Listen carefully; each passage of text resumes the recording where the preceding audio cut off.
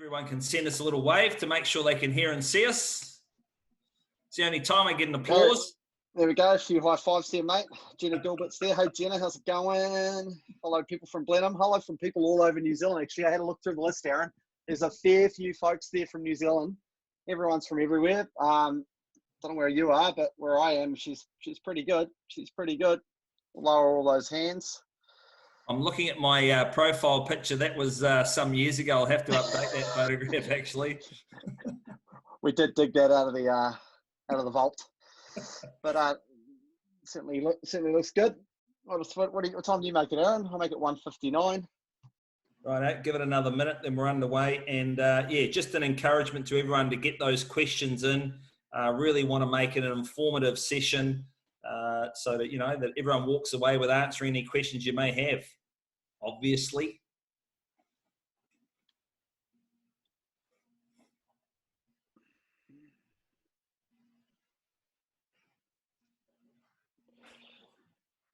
Everyone's looking forward to it so far. That's what everyone's saying. I had a call from my boss last night at about 8 p.m. Said, "What are you actually going to talk about tomorrow?" It's okay, Joe. She's a lovely lady. It's okay. Right, I'll make it 2 o'clock. My wife in from doing some real estate work. Away. She been busy today? Yes. Hey. This is the lovely, my long-suffering wife. Okay, babe, we're starting a presentation now, so there we go. 2 o'clock. Can I have tea? Tina Chamberlain says hello, Fee. I'm not sure who Tina is. How's business, Mark? Look, business is great, but we're going to crack into this. So you're going to have to either join. Right, yeah, we're on. Okay, hey, thanks everyone for joining me, joining us, especially joining Aaron. Aaron wrote me in at 8:30 this morning to give him a hand to run this thing today. So here I am. My name's Mark Shaw. I'm actually based in Blenheim. So I'm based in Aaron's old hunting ground, which is great. Fantastic weather here. ISO's been great.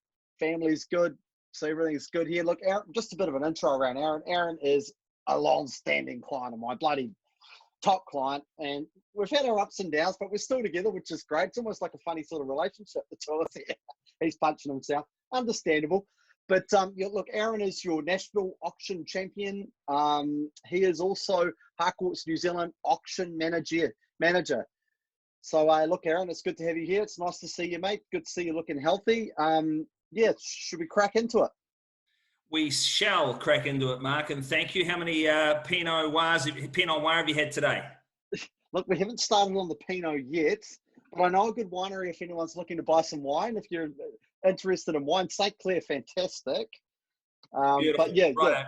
Haven't had one yet. Look, let's crack into it, mate. Yep, definitely. So look, guys, thank you for taking the time and basically giving me 20 minutes of your time. And I'm going to give you 20 years 20 years of my experience to share with you the thoughts around the unconventional truth around what's happening in the marketplace. And here it is, that nobody can tell you what properties are worth right now. Now, in my 20 years of calling auctions, over 6,000, and I don't say that to impress anybody, to impress upon you that, remember, Mark, when we went to school, the old bell curve, right? Oh, yeah. Buyers, doesn't matter what the market's doing, buyers are always going to quote you the bottom sales.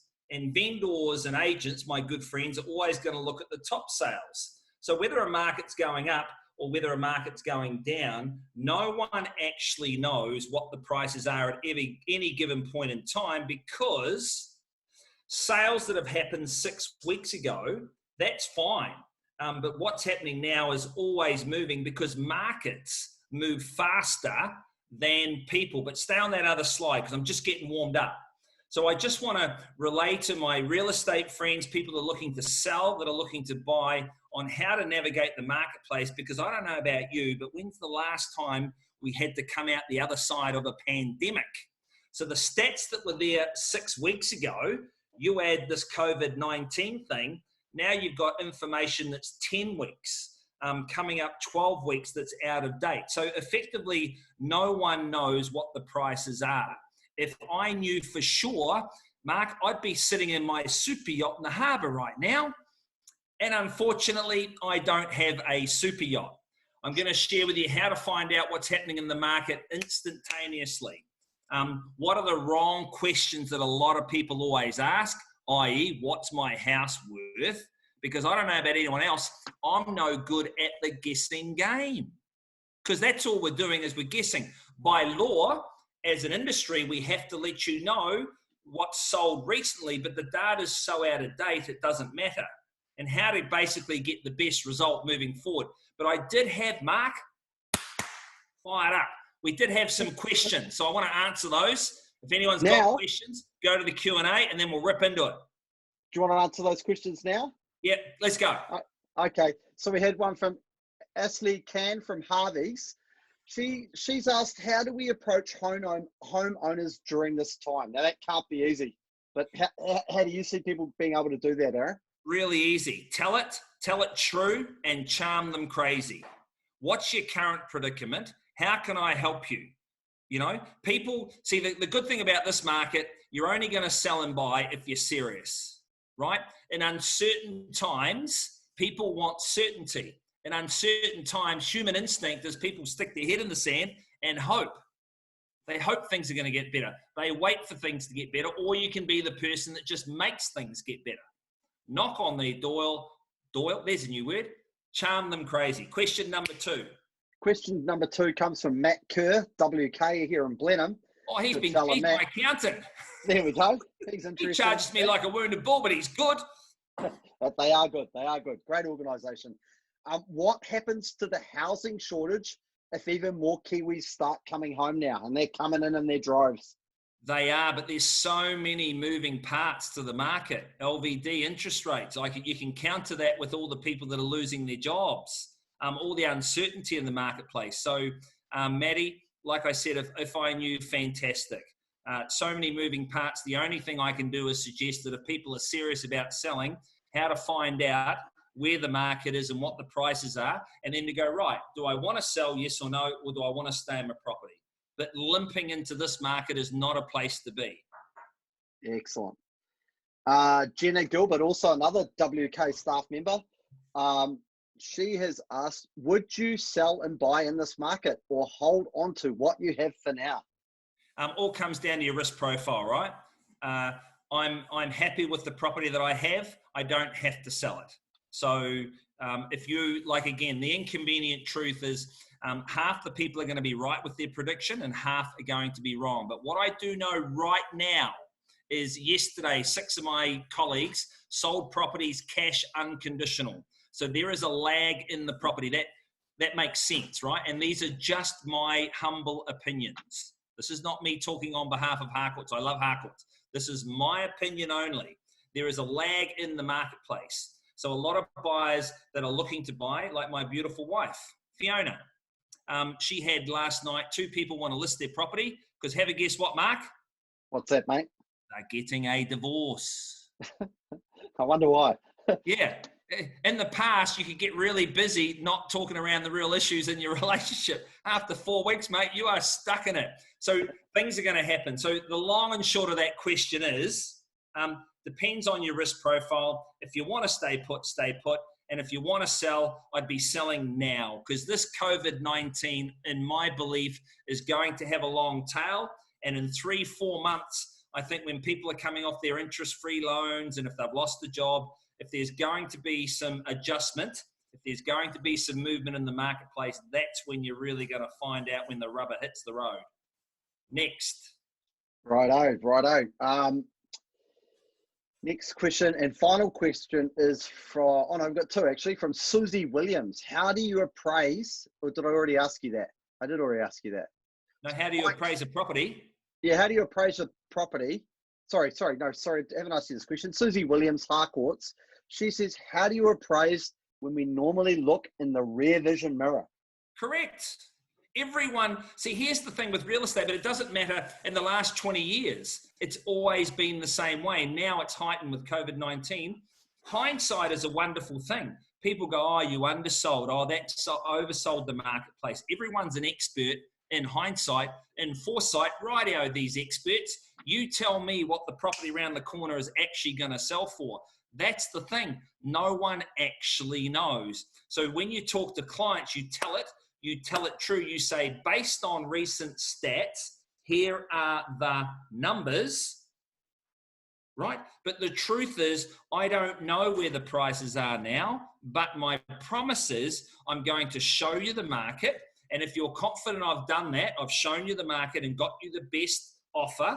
And if you're confident with that, sell your property, move on with your life. If not, keep your property, keep your relationship. It's okay. Got another question here just come in from Karen. Should we be going to auction with unless sold prior or not? Northern Porirua in Wellington. Yes, because it's the owner's decision. It's not your property. It's not your decision. And that's where real estate's evolving now. It's consumer-based. It's not up for a company to say it doesn't do that. It's the owner's decision. Yes, you go to, look, I'm an auctioneer, of course, because in this marketplace, the only thing that's going to count is cash. Cash is the new king. That is it, baby. Conditional offers, please, that may or may not go anywhere, that transfer all the risk to the vendor. Mr. and Mrs. Buyer, seller, sorry, I'm getting fired up. I can only promise that I'll show you where the cash market is. If not, I'll collect the conditional market straight after the auction and give you a decision. So run the process, can sell prior, can sell on, can sell after auction, but it's not about auction so much today, but hope that answers your question. Last one. Last one's from Mike Fisher. If we don't get what we want for a house in the next few weeks, are we better to pull it and try again in 6 to 12 months? Woo. If only. No one knows. I've been trying to predict the market for 20 years. Sometimes it's like with the local subdivision with my brother at Omaka. That was a screaming success, but I could also tell you about all the losses I've had in real estate. And I think I know it because I've got a really good helicopter view of the market because I'm in it 40, 50 hours a week, but you just don't know. But I think, and I know Mr. Fisher, he's a good man. Yes, I would sell now if I had to sell. If you've got a reason for that cash, sell now. But in 6 months' time, there'd be a brave man to be holding out then, hoping prices are going to get better. But yeah. I don't know. Right. Next slide. Markets make brings people me to my move. point, right? The reason why we don't know what the prices are is because markets always move faster than people. When the market's going up, as agents, as auctioneers, you feel like Santa Claus because the owner says, I want 1.2, and you bring them 1.3, and they go, hey, the big bald fella out the front gets all the credit, right? In a rising market, you're like Santa Claus. And in a falling market, the bell curve, what happens? Gone. No? Well, what happens is the owners and the agents hang on to what was, and the buyers are like, no, this is where it is. So because of that lag period, speed is your friend. One of my biggest frustrations, Mark, is when people say to me, we're in no rush. As time goes on, do you think the market expects you to get more or less for anything? Commercial, residential, anything. They expect price to go down. Of course, yeah. How long's it been on the market? 4 months. Man, they are going to slice and dice your price. So, speed is your friend. Now, this is just an example that I wanted to show everybody. Really good operators in central Auckland, Justin and Lise. Now, this is old information, but in lieu of lockdown, this is the best I could get because my graphic lady's busy. Anyway, it shows you how much confusion there is in the marketplace with buyers and sellers, because here's an example of a property that recently sold in West Auckland, and that's where German Shepherds walk in pairs. Do you know West Auckland, Mark? Yeah, I know West Auckland. Great, mate. Home Of the V8. Love the Westies, right? I'm from Lower Hutt. I know it well. Anyway, they ran an auction campaign. One Roof told everybody, because people do that now, right? They hang their hat on CV. They hang their hat on what some internet software with an algorithm tells them it's worth. So One Roof said 775. The medium sales in the area was 790. Homes.co.nz, which in the North Island's sort of growing in momentum to sort of counteract Trade Me. They said 810. Trade Me was 820. And the agent sold it for $850,000. No one knows what properties are worth. They only can give you a guide on where the range is and show you the market. I just wanted to show people just to make a point. And that was in a good market. Righto, next slide. Here's your results. Righto, now, geez, I need my glasses. My point here is this. They can go onto my website. No, you don't need to go on a website. Anyway, the numbers are up there for the last quarter. But what they show, because, yeah, you'd have to be 18 years of age to read that, it tells you that in relationship to CV, you know that people that hang on to their CV, council told me it's worth $1 million.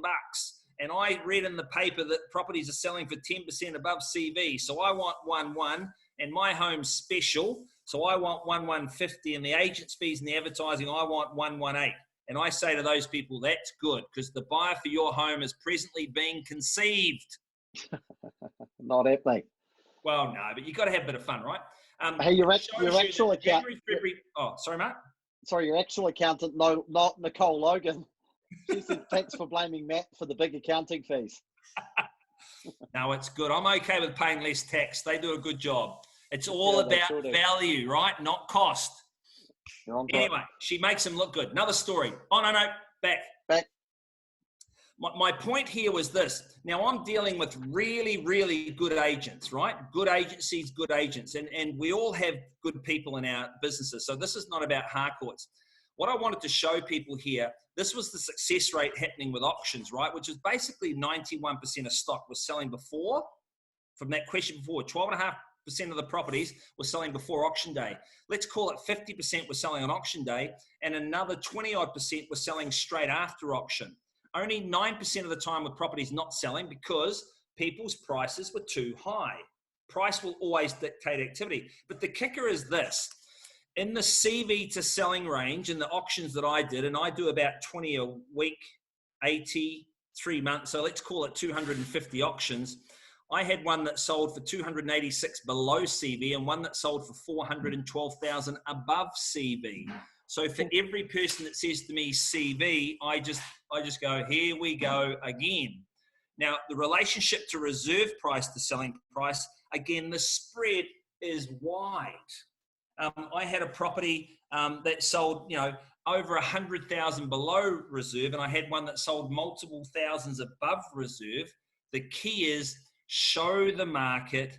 Don't let recent sales prejudice your opinion on what a property's worth. Important words. Don't let them prejudice what a property is worth. Righto, next slide.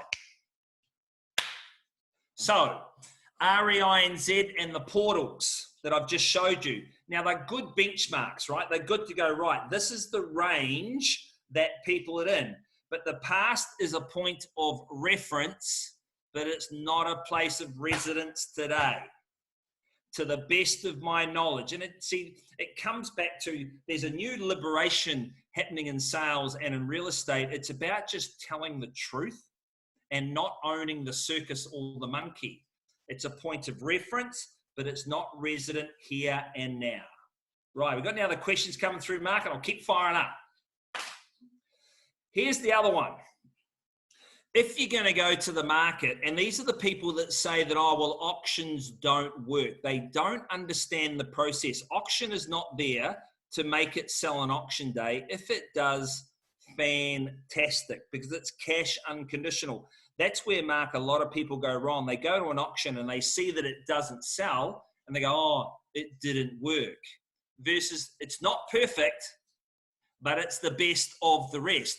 You go to the marketplace, market discovery through price reduction is absolute suicide, because as soon as you put a price out into the marketplace, you're saying to the market, this is the price that you don't have to pay, and then you're trying to defend the price. You go to the marketplace with any of your real estate with no price, whether it's auction or whatever, get information on where the active market is here and now to make an informed decision on where you set the price if it doesn't sell.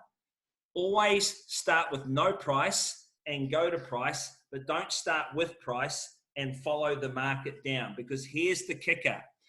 Good properties are undiminished in their popularity. I don't care what the market's doing. If it's going up, if it's going down, and if it's staying the same, and let's be honest, It's never staying the same.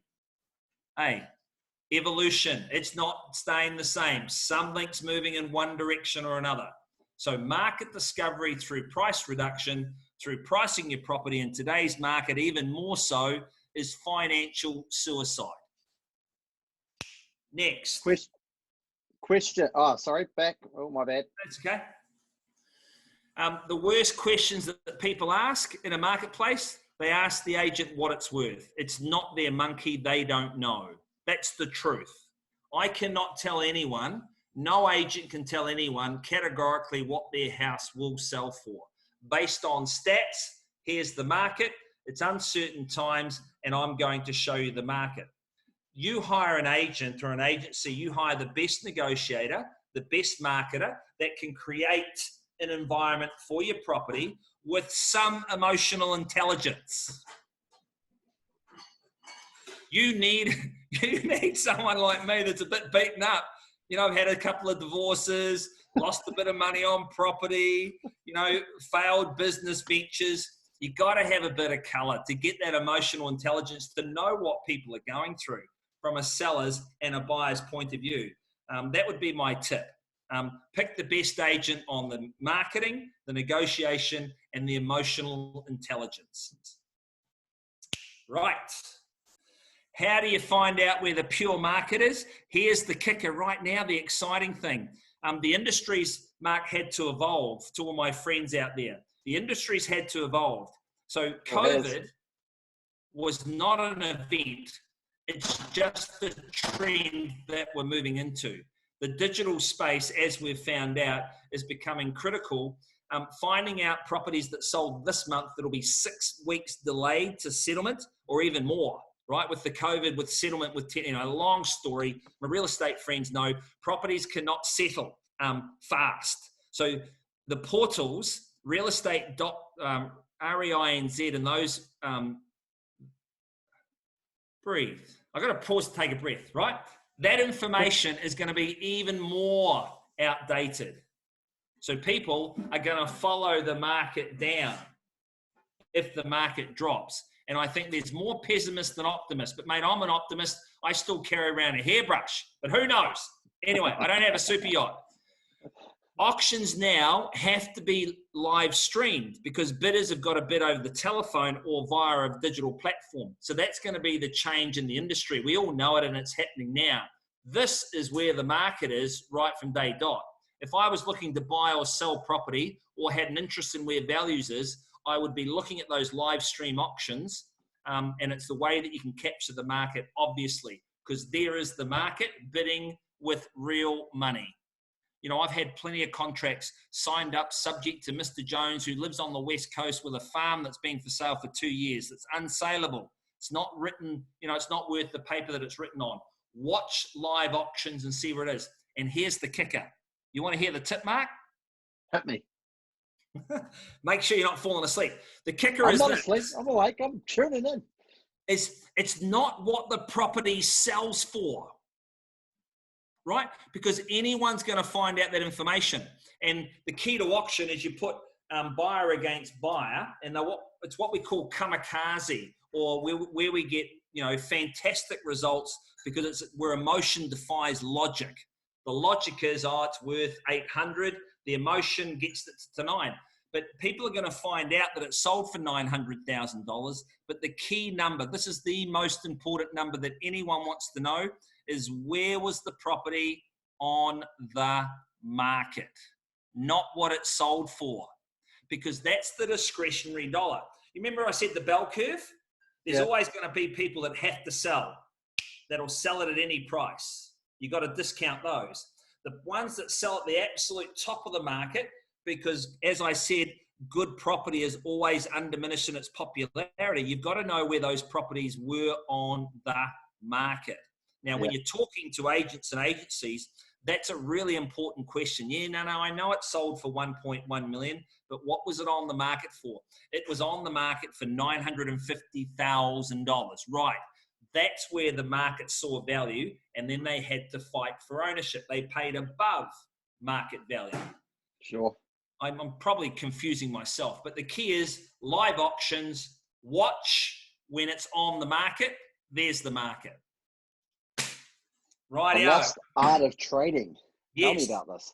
Now, in uncertain times, I learnt this from the old man. I love my father, grumpy old bugger, but I love him. Have you seen him with his new teeth? No. Mate, I need your glasses on from the shine. His future's looking so bright. Right. When there's unsurety in the market, they're always looking for surety, right? They're looking for one less thing to worry about. So trading's going to become an option. So for those that cannot sell a property because the money's not enough, right? For some people, it won't be enough to clear their debt. Here's another thing that I've noticed in the marketplace. Good people make bad decisions. We all make bad decisions in hindsight, right? There are people that bought a property a year or two ago. They are good people, but they made a bad decision when they bought marginal or unpopular property. Good people make bad decisions. The lost art of trading, a lot of people don't understand to trade property. A lot of people trade up and they trade down. Mark, I'm sure you've got an expanding. You still punching out kids? Doubt it, mate. No. Okay, but there was a time when you were trading up.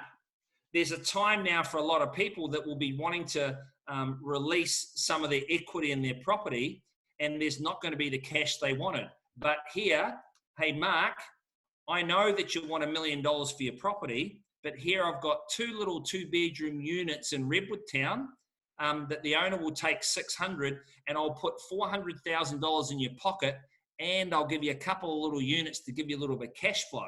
So Mark, in one hand, you've got $1 million problem and you've lost your job. That's unfortunate. I'm sorry about that.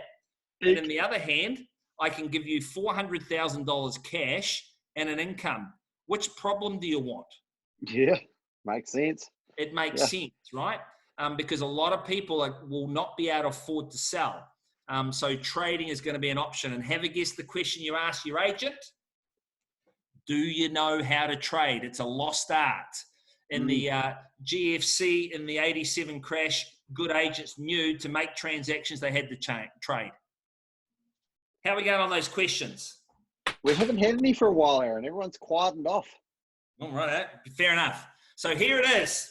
And I finished with this statement.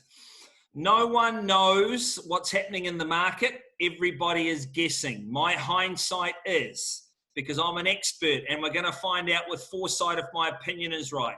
There's going to be a rebound that we're seeing right now. And who knows what's going to happen in 3 to 4 months. That's when the rubber's really going to hit the road. If you need the cash, put it in your pocket. And if you don't, turn the TV off, do some more exercise, drink some more St. Clair Pinot Noir, and have a great day. Now, I'll finish with this, Mark, if there's no more questions.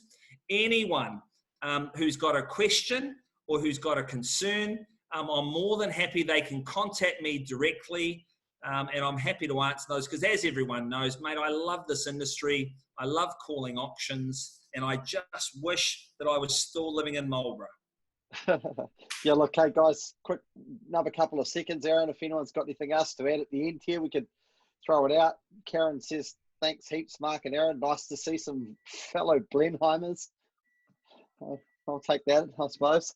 So any other questions for Aaron? Hit me now. Always, I always say to people, if you're not living in Marlborough, you are temporarily camping. I say to the old man the reverse, but it's all good. Let's check out, go and make some money. It's not a crime. Appreciate your time, guys. Thanks, guys. Ciao. Ciao, ciao.